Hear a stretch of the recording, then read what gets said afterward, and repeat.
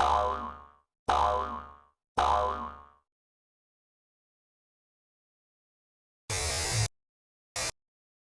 of the boats. We have life rafts and buoyancy aids on board the vessel, capable of supporting 180 people. Please note, in the interest of safety, there is no smoking or vaping permitted during this cruise. During the cruise, the boat may rock due to passing power boats. Please take extra care if you're not in your seats. Then we also ask that children remain seated and supervised at all times throughout the cruise, and to refrain from running on the decks and stairs while the boat is in motion. Due to the ongoing COVID pandemic, the notice parts of the vessel are closed off with tape downstairs. Please do not sit in the taped off areas. This is for safe social distancing. Whilst on board, stay at least 1 metre away from other persons not in your group, and if moving around the vessel for any reason, please wear a face mask. The bar downstairs will shortly be opened for the sale of beers, spirits and soft drinks. It's raining, the tea and coffee also beautiful. available. Thank you for listening. Enjoy your cruise. Welcome to Loch Lomond. Whiskey. Where? Upstairs? Oh, downstairs. Yeah. All right. The Loch Lomond whiskey, darling. The Loch Lomond whiskey. Yeah. I can complain to them. Bears drank all my whiskey. I know. Oh, you have to cover the camera now. It's raining. I know. I just realised that, darling. Ta-da! This is beautiful. Yeah. It's well worth the trip. Oh, please come to visit Scotland, Glasgow, and Loch Lomond. And it's not that far. It's only 20. It's only about 15 quid from Glasgow right through to Loch Lomond. 45 minutes flat out. 45 minutes maximum. Yeah, by train.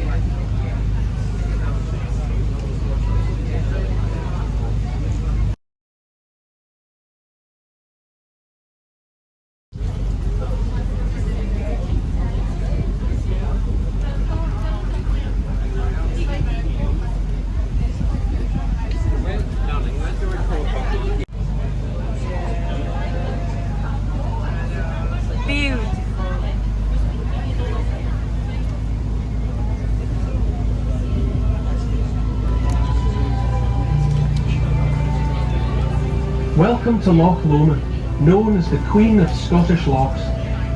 It's the largest expanse of fresh water in Great Britain, 23 miles long, 5 miles wide, and at the northern end, 636 feet deep, making it the third deepest in Scotland.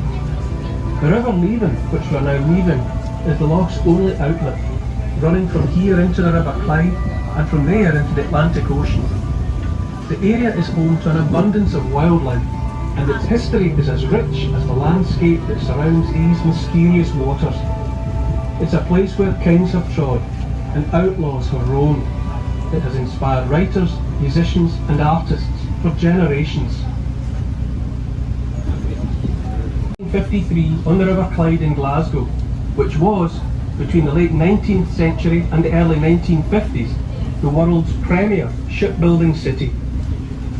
She represents those bygone days when she and many ships like her would sail the length of the loch filled with visitors. These ships also provided a valuable mail and transportation service to the local communities. As with many steam-powered vehicles, mounting maintenance and running costs saw the ship retired in 1981. She now stands as a monument to both Glasgow shipbuilding and Loch Lomond's steam-powered past. It's alright.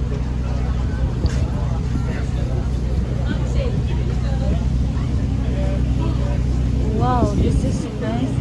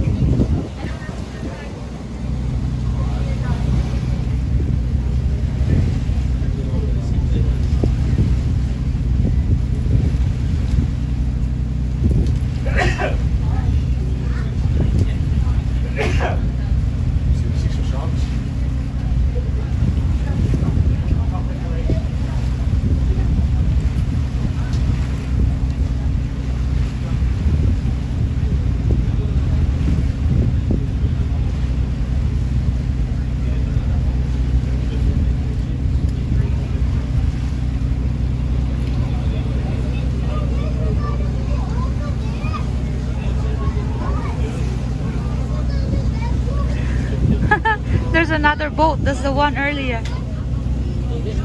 Yeah, I think so.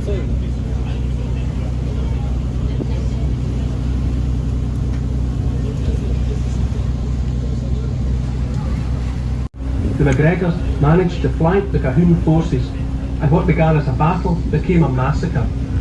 Legend has it that for the 200 to 300 casualties the Cahoon suffered, the MacGregors' casualties were but a handful. Some reports suggest that even the Cahoon women who were there to tend the injured were massacred along with their kinsmen. Such was the viciousness of the MacGregor onslaught that King James IV had their clan chiefs executed and decreed that the MacGregor name was to be abolished on pain of death, a judgment that would not be lifted until 1770.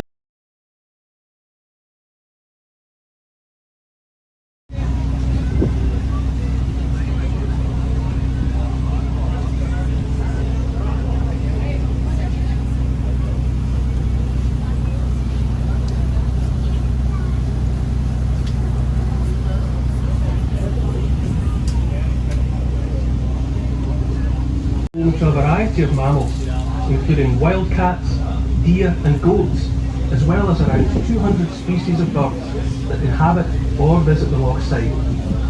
The most renowned of these being golden eagles, falcons and ospreys. The loch itself is also home to around 14 species of fish, the most prominent being salmon and sea trout. There is also a rare type of freshwater herring called powan, which can only be found in 3 other lochs in Scotland. That's our house. Yeah. No, I want The shoreline heading north on our left-hand side for the next 3 miles is home to 2 world-famous championship golf courses. The first is the Carrick, opened in 2006 and designed by the famed Canadian golf course architect Doug Carrick. The second, and most famous, is the Loch Lomond golf course, designed by the American golfer Tom that's Weiskopf. the Loch Lomond golf. Golf magazine ranks the course in the top 50 in the world, and it has hosted various competitions over the years, including the Scottish Open and the Solheim Cup. The club is among the most exclusive in the world.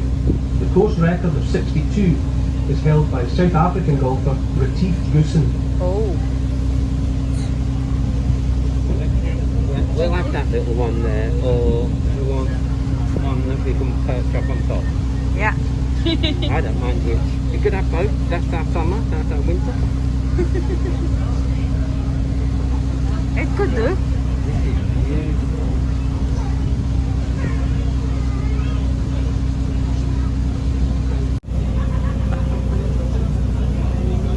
We're turning around now. Oh, that's the Highland. That's the Highlands of Scotland. Oh. The Highlands of But take my Scotland. mind, I want my house on top of that one. Are they all farms Huh? on the top? What's on the top? Huh? What?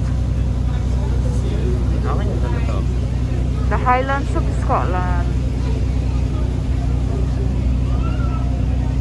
There are 23 main islands on Loch Lomond, and each seems to have its own story to tell. Over the centuries, the islands have become home to what was to be kept safe or secret. Monasteries, castles, and even on a number of islands, illicit whisky stills. The largest of these islands we are passing on our left. This is Inchmurren. Inchmurren is 1.5 miles long by half a mile wide, and is the largest inland island in Great Britain. The island has been inhabited since the 6th century, when the monks of St Mirren set up a monastery here. Oh, there's a Between the monastery. trees on the bank, you may be able to spot the ruined remains of Lennox Castle. This castle was built by Duncan, the 8th Earl of Lennox, in 1393. The castle was, for a short time, during the latter years of its existence, the residence of Mary Queen of Scots. Much later, another famous visitor to the island was legendary Scottish outlaw Rob Roy MacGregor, who led a night raid on the island, which was by this time a base for government forces. He and his clansmen relieved the island of its cattle, as well as all the island's boats, to prevent pursuit. Today the island is privately owned by the Scott family. It has a small farm, hotel and restaurant, and also houses Scotland's oldest, and quite possibly bravest, naturists club.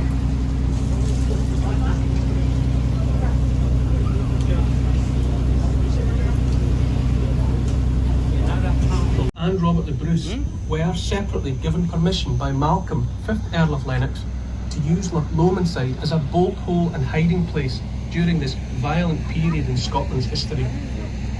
William Wallace's presence in the area is evidenced in Wallace's Isle at the north end of Loch Lomond, where, legend has it, he once took refuge. Robert the Bruce relied heavily upon the Lennox family and their forces during his campaign to become King of Scots. He commended the men of Lennox for their bravery during the Battle of Bannockburn, at which he finally took the throne in 1314. In his latter years as king, it is known he and the Earl hunted together in the surrounding countryside and on the islands. Did you get that on film? Yes, I do. I know this is the island. Where do you have the island? I could never have to get bored up here, you know this. I know. So every day. Different hill. Yeah. Start at one end and walk all the way around there. Look, there's another castle over there. No, that apparently is. Look, that's a castle. I'm just gonna zoom it. There you go. It's really worth a visit.